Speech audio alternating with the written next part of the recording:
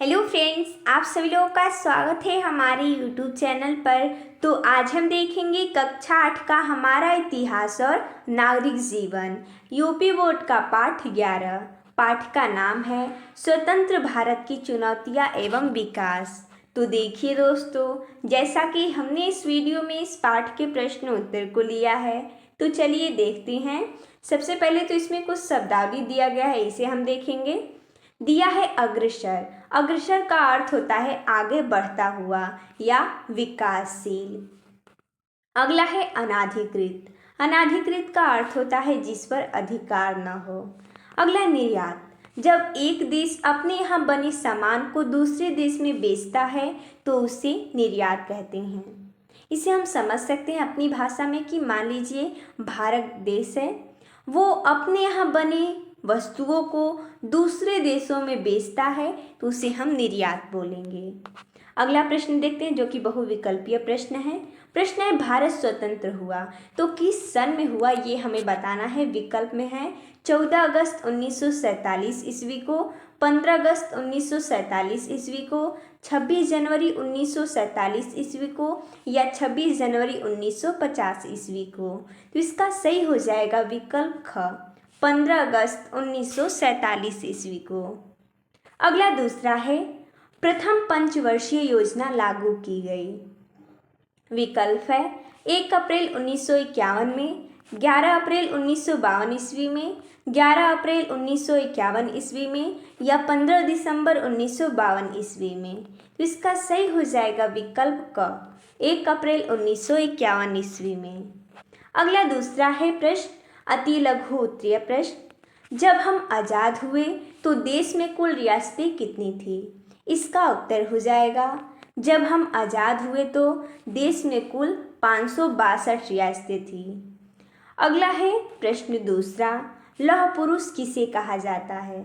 इसका उत्तर हो जाएगा लौह पुरुष सरदार वल्लभ भाई पटेल को कहा जाता है। अगला प्रश्न तीसरा है लघु उत्तरीय प्रश्न। प्रश्न है स्वतंत्र भारत का प्रधानमंत्री किसे बनाया गया था तथा उनको शपथ किसने दिलवाई?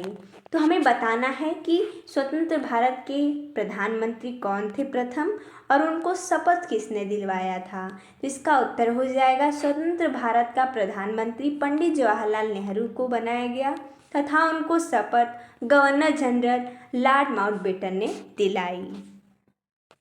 अगला प्रश्न है शरणार्थियों को समस्या क्या थी?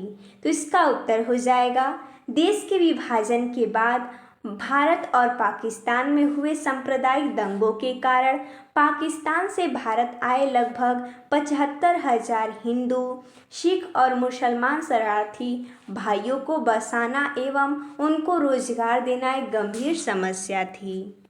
अगला प्रश्न चौथा है दीर्घोत्तरीय प्रश्न। प्रश्न है स्वतंत्रता प्राप्ति के बाद भारत में कौन कौन सी तत्कालीन समस्याएं थी, इनका समाधान किस प्रकार से किया गया? सबसे पहले तो हम देखेंगे कि स्वतंत्रता प्राप्ति के बाद भारत में तत्कालीन समस्याएं क्या क्या थी और उसके बाद हम इनके समाधान को पढ़ेंगे। पहली समस्या थी शरणार्थियों की समस्या। देश के विभाजन के बाद भारत और पाकिस्तान में हुए सांप्रदायिक दंगों के कारण पाकिस्तान से भारत आए लगभग 75,000 हिंदू, सिख और मुसलमान शरणार्थी भाइयों को बसाने की समस्या थी। और इसका समाधान क्या था? तो भारत सरकार ने करोड़ों रुपए खर्च करके इन शरणार्थियों को बसाया। शरणार्थियों को बने हुए मकान एवं भूमि दी गई। अगला है प्रश्न इसी में समस्या, दूसरी समस्या है कि देशी रियासतों का भारतीय संघ में विलय की समस्या। जब हम आज़ाद हुए तो देश में कुल 562 रियासतें थी। यदि रियासतों में भारत में न मिलती तो यह देश कई टुकड़ों में बढ़ जाता और गृह युद्ध हो जाता। इसका समाधान क्या था? तो उस समय के हमारे उप प्रधानमंत्री व केंद्रीय गृह मंत्री सरदार वल्लभ भाई पटेल ने बड़ी ही सूझबूझ से अधिकांश रियासतें भारत में मिला ली। इसी सूझबूझ के कारण इन्हें लौह पुरुष कहा जाता है। तीसरी समस्या थी पाकिस्तान का भारत पर आक्रमण। स्वतंत्रता के तुरंत बाद पाकिस्तानी कबायलियों ने कश्मीर में धावा बोलकर 1/3 भाग पर अधिकार कर लिया। कश्मीर के राजा ने भारत में सम्मिलित होने की अपील की। इसका समाधान क्या था? तो भारतीय जवानों ने कश्मीर से कबायलियों को खदेड़ दिया। कश्मीर भारत का अभिन्न अंग बन गया। कश्मीर का 1/3 हिस्से पर पाकिस्तान का आज भी अनाधिकृत कब्जा है। अगला है चौथा, जो कि आर्थिक समस्या है। स्वतंत्रता के बाद कृषि की स्थिति अच्छी नहीं थी।